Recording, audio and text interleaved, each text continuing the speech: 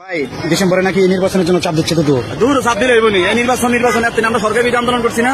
হ্যাঁ, সেখানে বিরোধী এখন তো ইন্দু সরকারকে কেমনে বাঁচাইতে হয়।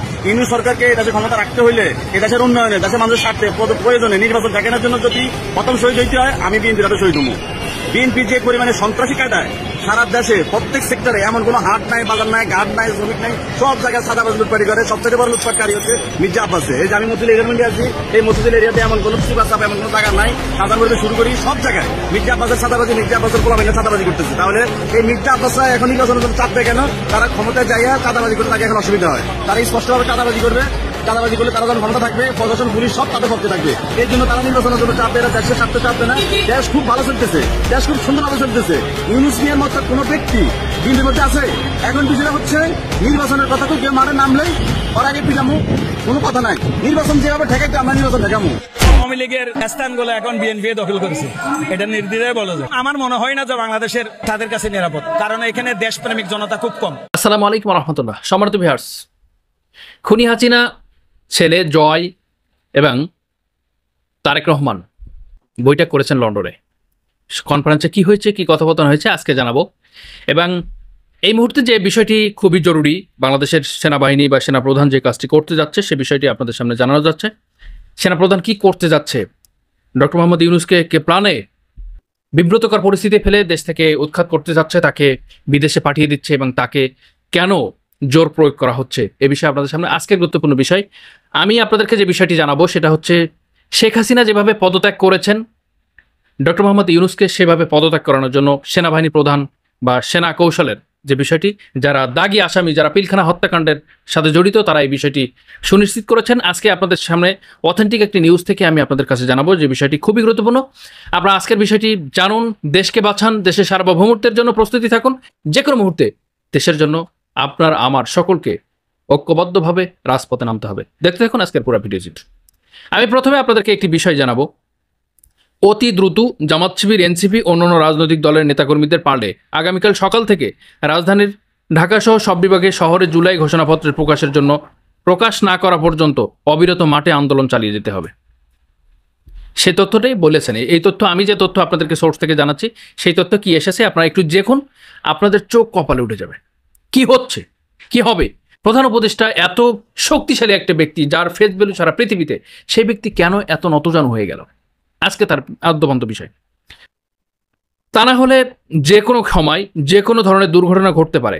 বিশেষ করে যমুনায় সেনাবাহিনী প্রধান সেনাবাহিনী নিয়ে ডক্টর মোহাম্মদ ইউনূসের কাছ থেকে জোরপূর্বক পদত্যাগপত্রের স্বাক্ষর নিয়ে বিভিন্ন মিডিয়ায় ঘোষণা দিয়ে পদত্যাগ করতে বাধ্য করতে পারে। আপনারা হয়তো বিষয়টি বুঝতে পেরেছেন। ভারত ও অনেকেই অভিন্ন সুরে সেনাপ্রধান কর্তৃক ডিসেম্বরের মধ্যে নির্বাচন হওয়ার বক্তব্য খুবই উদ্দেশ্যপ্রণীত। ভারত আওয়ামী লীগ, বিএনপি, জেনারেল ওয়াকারুজ্জামান ও তার অনুগত জেনারেলরা জানেন, জুলাই ঘোষণাপত্র প্রকাশ পেলে বর্তমান রাষ্ট্রপতি, সেনাপ্রধান ও তার অনুগত জেনারেলরা সকলেই অপসারিত হবে, এমনকি জেলে যেতে পারে, এমনকি আটক হতে পারে। এইরূপ প্রেক্ষিতে জুলাই ঘোষণাপত্র প্রকাশ পাওয়ার আগে যে কোনো সময় আটঘন ঘটতে পারে, আগটন ঘটতে পারে। এই জন্য পারলে আগামীকাল সকাল থেকে সারা দেশে মাঠে নেমে যেতে হবে। উল্লেখ্য, সেনাবাহিনীর বড় একটি অংশ বর্তমান সেনাপ্রধান ও তার অনুগত জেনারেলদের বিভিন্ন বিতর্কিত ও প্রশ্নবিদ্ধ কর্মকাণ্ডের কারণে তারা খুবই ক্ষুব্ধ এবং রাগান্বিত।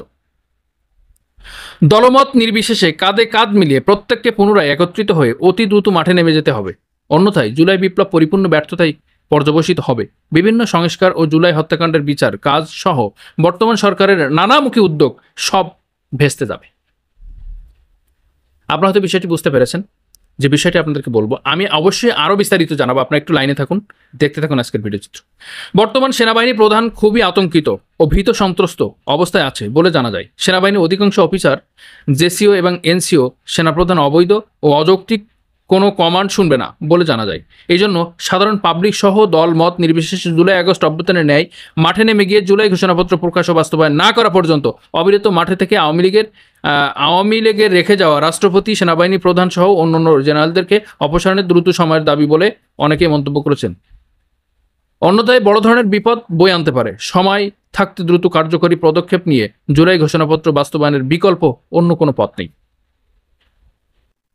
আমি আপনাদেরকে যেটা বললাম, বিষয়টি আপনারা হয়তো বুঝতে পেরেছেন। কি ঘটতে যাচ্ছে দেশে, কি ঘটনা ঘটতে যাচ্ছে এবং কি ঘটনা আসলে ঘটাতে হচ্ছে।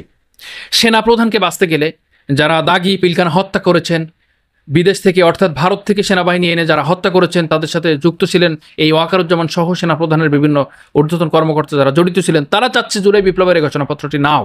এবং এই ঘোষণাপত্র হওয়ার আগে এমনকি আওয়ামী লীগ এবং ছাত্রলীগকে নিষিদ্ধ করার যেদিন হয়ে গেছেন সেদিন থেকে শুরু হয়ে গেছে এই বিভিন্ন আন্দোলন। এবং সেনাপ্রধানের মধ্যে একটি ক্ষোভ প্রথম থেকে রয়ে গেছে। আপনাদের জানাই যে সেনাপ্রধান বলেছিলেন যে ডক্টর ইউনূসকে কেন আনতে হবে।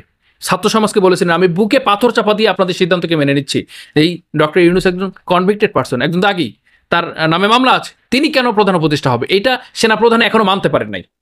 তিনি এখনো খুনি হাসিনাকে মাননীয় প্রধানমন্ত্রী বলতে পারেন, কিন্তু প্রধান উপদেষ্টাকে মাননীয় প্রধান উপদেষ্টা বলার ক্ষমতা রাখে না, বা এই ধরনের মানে হৃদ্রতাপূর্ণ আচরণ তিনি করেন না। এই শিষ্টাচার তার মধ্যে নাই, যার কারণে তিনি চাচ্ছেন দেশের পরিস্থিতি ঘোলাটে করে, দেশকে একটু অস্থিতিশীল পরিবেশ করে, দেশের অবস্থা গরম করে, দেশকে বিব্রতকর অবস্থা করে এই প্রধান উপদেষ্টাকে পদত্যাগ করতে বাধ্য করব। এবং তিনি এমনভাবে পদত্যাগ করবে, তিনি নিজে থেকে পদত্যাগ করবে, এবং পদত্যাগ করতে যদি না চায় আমরা যে তাকে পদত্যাগ করাবো এবং সিদ্ধান্ত নিয়ে আমরা তাকে সিদ্ধান্ত ফাইনাল করে আমরা ঘোষণা দিয়ে দেবো মিডিয়াতে যে প্রধান উপদেষ্টা পদত্যাগ করেছে। হঠাৎ করে এই ঘটনাগুলি কেন ঘটেছে এই ঘটনাগুলো? দ্বিতীয় আরেকটি বিষয়, গোয়েন্দা রিপোর্ট। আমি আপনাদেরকে যেটা দেখাচ্ছি, গোয়েন্দা রিপোর্ট যে তথ্য সূত্রে জানতে পেরেছে, ভারতের গোয়েন্দা সংস্থা রয়ের মধ্যস্থতায় বিএনপির ভারপ্রাপ্ত চেয়ারম্যান তারেক রহমানের সাথে বাংলাদেশের সাবেক প্রধানমন্ত্রী শেখ হাসিনা পুত্র জয়ের সাথে লন্ডনে গোপন বৈঠক করেছেন।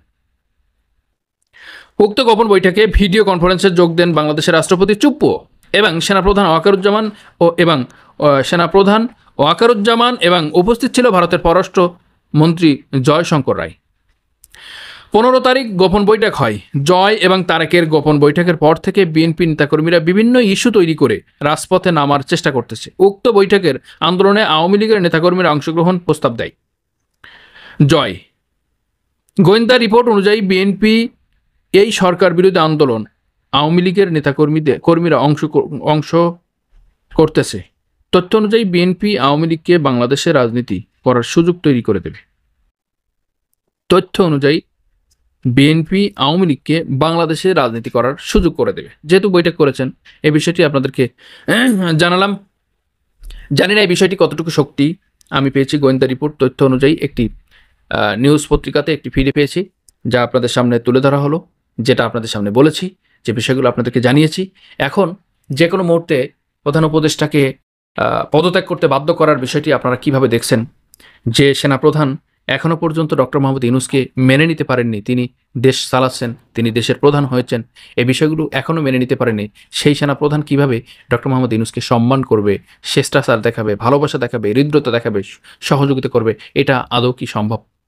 আপনাদের কাছে আজকের ছোট্ট ভিডিও থেকে তথ্য অনুযায়ী আলোচনা করলাম। অবশ্যই আপনারা জানিয়ে দেবেন, আমাদের চ্যানেলটি সাবস্ক্রাইব করুন, পাশে থাকুন, আমাদেরকে সহযোগিতা করুন, লাইক করুন, কমেন্ট করুন।